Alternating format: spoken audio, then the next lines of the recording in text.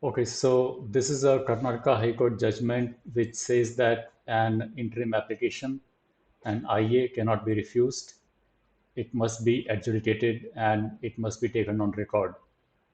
So let us have a look at the judgment summary first. It's a very short judgment, and basically it says that the counsel of petitioner had filed a Section 91 under CRPC application, and it was said to be refused by the magistrate. So this was filed in a DV case. Now, what are the main points of this judgment? So basically, the judgment says that IA has to be taken on the record of the court. It cannot be refused. It can't be returned back to the applicant across the bench. And this judgment can be used in Karnataka High Court jurisdiction, of course, but in other states, it can be used for its persuasive value. So let's have a look at the judgment points. Uh, Basically, it says that no litigant can be prevented from filing an interlocutory application or an application in any pending proceedings, and no court would refuse to receive such application. However fictitious it might be, the only course which would be left open to the court is to exercise the same and pass orders. So it's a very short judgment, just 3 or 4 pages. And now, how to use this judgment? Let's have a look.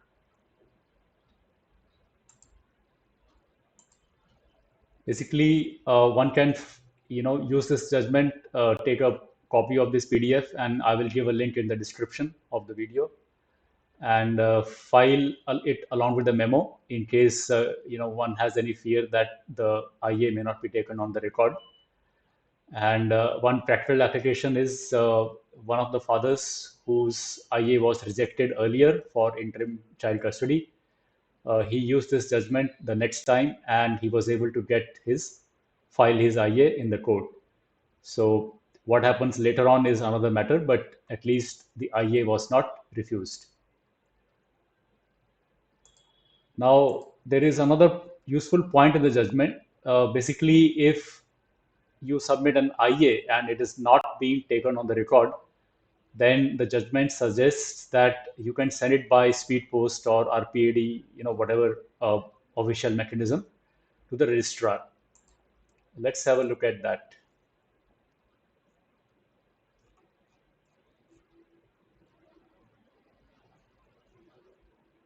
Basically, para 4 says that there is nothing to indicate that such an application had been filed by the petitioner. So the remedy, what it suggests is, which is some kind of a observation, in the event of any refusal by a court to receive application, petitioner could have presented the said application in the registry of the said court. So whatever court it is, whether it's a district court, family court, or a magistrate court for a DV case, one can send that application by into the registry, whether by post or by submission in person.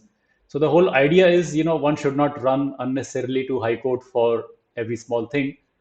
I mean, you can go to the high court or a higher forum, but provided you have done the all the necessary steps at the lower forum itself. So that's another useful point from this judgment which people can use. So and this is the link of the Telegram group which is given in this page. So people who are interested can join this group and be able to access more such judgments and more such videos. Thank you.